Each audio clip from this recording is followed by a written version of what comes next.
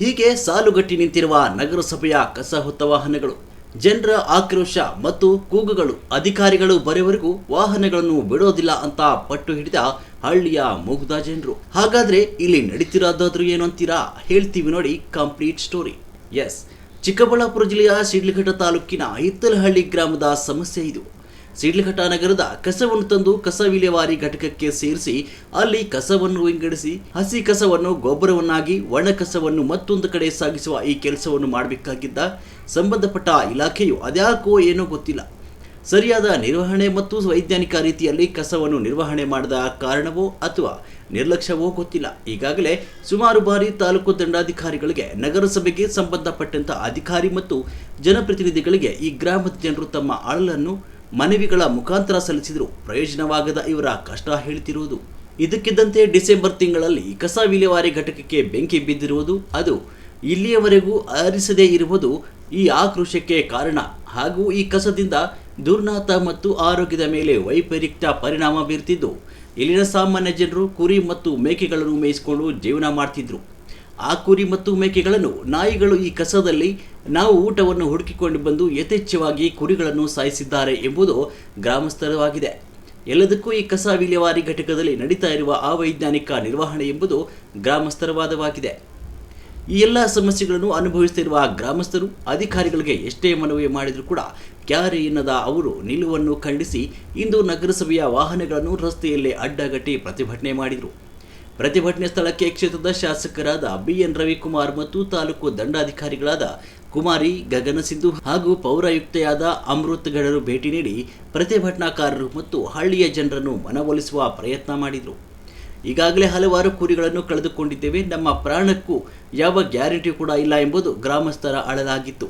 ಸ್ಥಳಕ್ಕೆ ಭೇಟಿ ನೀಡಿದ ಶಾಸಕರು ಅಧಿಕಾರಿಗಳಿಗೆ ಮೊದಲು ಬೆಂಕಿಯನ್ನು ಆರಿಸಲು ಸಂಬಂಧಪಟ್ಟಂತ ಅಗ್ನಿಶಾಮಕ ದಳಕ್ಕೆ ದೂರವಾಣಿ ಮುಖಾಂತರ ಕರೆ ಮಾಡಿ ಬೆಂಕಿಯನ್ನು ನಂದಿಸಿ, ನಂತರ ತಯಾರಾಗಿರುವ ಗೊಬ್ಬರವನ್ನು ತಕ್ಷಣ ಬಹಿರಂಗದ ಮುಖಾಂತರ ವಿಲೇವಾರಿ ಮಾಡಿ, ನಂತರ ಈ ಕಸ ವಿಲೇವಾರಿ ಘಟಕವನ್ನು ಸೂಕ್ತ ಸ್ಥಳವನ್ನು ಗುರುತಿಸಿ ಅಲ್ಲಿಗೆ ವರ್ಗಾಯಿಸುವಂತೆ ಸೂಚಿಸಿದರು.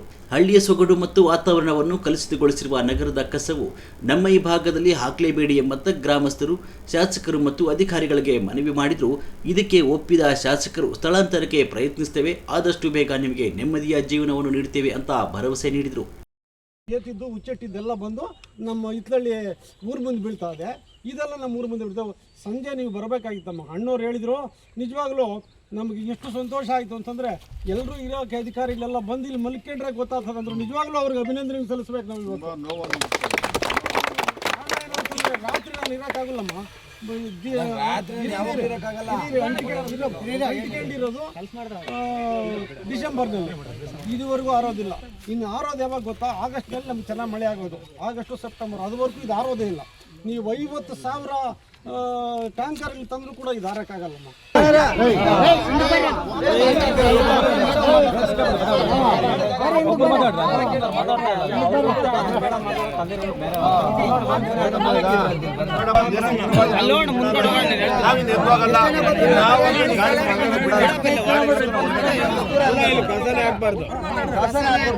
ಹಾಕದೆ ಬೇಡ ಅಂತ ಹೇಳ್ಬೇಡ.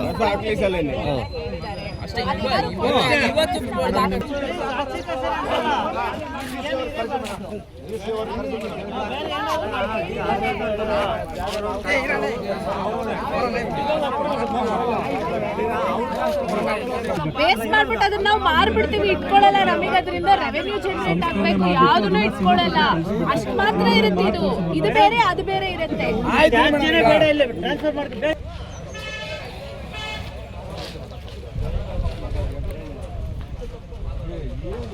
ಎಷ್ಟು ಸಾರಿ ಮೆಂಬರ್ ಎಷ್ಟು ಸಾರಿ ಪಾಪ ಆ ಮಾಧ್ಯಮಗಳವರು ಎಷ್ಟೋ ಸಾರಿ ನಮ್ಮನ್ನ ಎಚ್ಚರಿಸ್ಕೊತಾರೆ.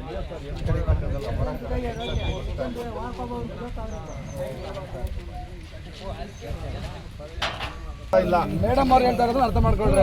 ನಮ್ದೇನು ತಹಸೀಲ್ದಾರ್ ಬಂದು ಜಾಗ ತೋರಿಸ್ತೀವಿ. ಈಗ MLA ಸಾಹೇಬ್ರು ಬರ್ತಾವ್ರೆ, ತಹಸೀಲ್ದಾರ್ ಮೇಡಮ್ ಬರ್ಲಿ, ಏನ್ ಕೊಡ್ತಾರಲ್ಲ ನಮ್ಮ ಕಷ್ಟ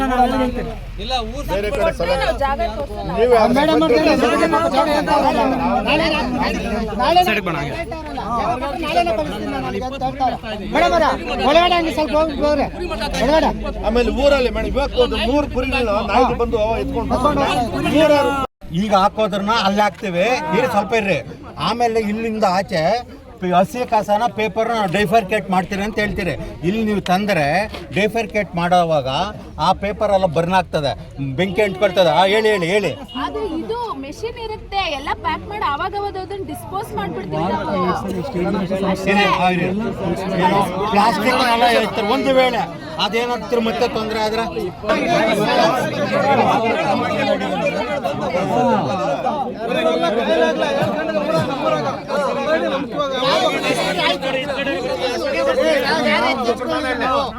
ಲ್ಯಾಂಡ್ ಡಿ ಸಿ ಸರ್ಗೆ ಕಳಿಸಿದೆ ಲೆಟರ್. ನಾಳೆನ ಮಾಡ್ಕೊಡಿ ಅಂತ ಹೇಳ್ತಾರೆ. 10 ಎಕರೆ ಡಿಸೆಂಬರಿಂದ ಈ ಥರ ಇರೋದು ಊರಲ್ಲಿ ಸಂಜೆ ಆದರೆ ಈ ಥರ ಇರುತ್ತೆ. ನೀವು ಬಂದು ಒಂದಿನ ವಾಸ ಮಾಡಿದ್ರೆ ಊರಲ್ಲಿ ಗೊತ್ತಾಗುತ್ತೆ. ತುಂಬ ಸ್ಮೆಲ್ಲು. ಲೆಟರ್ ಕೊಟ್ಟೆ ಮ್ಯಾಮ್. 1.5-2 ತಿಂಗಳು ಆಗ್ತಿದೆ. ಅದು ಖಾಲಿ ಮಾಡ್ಬೇಕು ನಾವು. ರಿಪೋರ್ಟಿಗೆ ಕಾಯ್ತಾ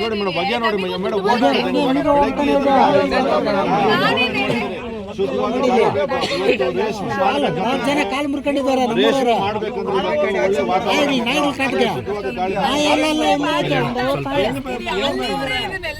ಹೊಗೆ ಸಮೇತ ಬೂದಿ ಸಮೇತ ಯಾರು ಓಡಾಡಂಗಿಲ್ಲ, ಸಣ್ಣ ಪಣ್ಣ ಮಕ್ಕಳು ಯಾರು ಓಡಾಡಂಗಿಲ್ಲ.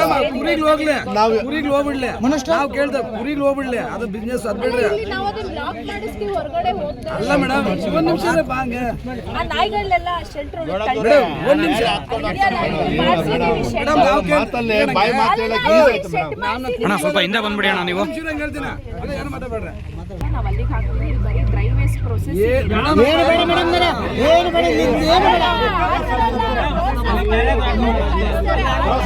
ಮೇಡಮ್ ನೀವು ಪ್ರೋಸೆಸ್ ಮಾಡ್ಕೊಂಡ್ರೆ ಇದನ್ನ ಏನು ವೇಸ್ಟ್ ಮೆಟೀರಿಯಲ್ಸ್ ಇದೆ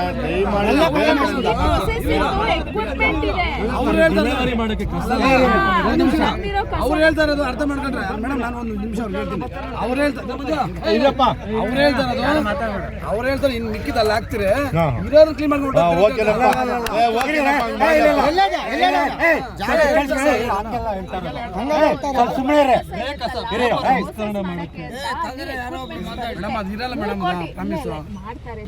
ಎಷ್ಟು ಭಯಾನಕ ಬೆಂಕಿ ಅಂತಂದ್ರೆ ರೋಡ್ಗಳಲ್ಲಿ ಯಾರು ಗಾಡಿ ಪಾಸ್ ಆಗ್ತಾ ಇಲ್ಲ.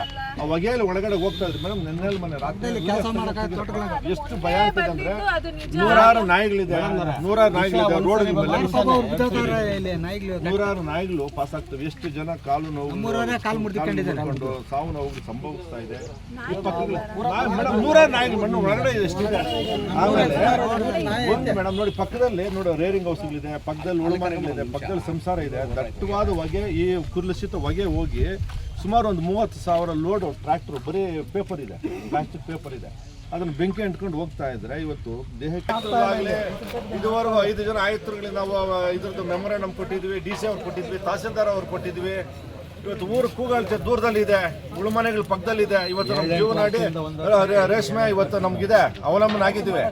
ಅದಕ್ಕೆ ಶುದ್ಧವಾದ ಗಾಳಿ ಬೇಕು, ಶುದ್ಧವಾದ ವಾತಾವರಣ ಬೇಕು. ಇಂಥ ಕಲುಷಿತ ವಾತಾವರಣಗಳಲ್ಲಿ ನಾವು ಬದುಕೋದು ಹೆಂಗೆ ಸರ್?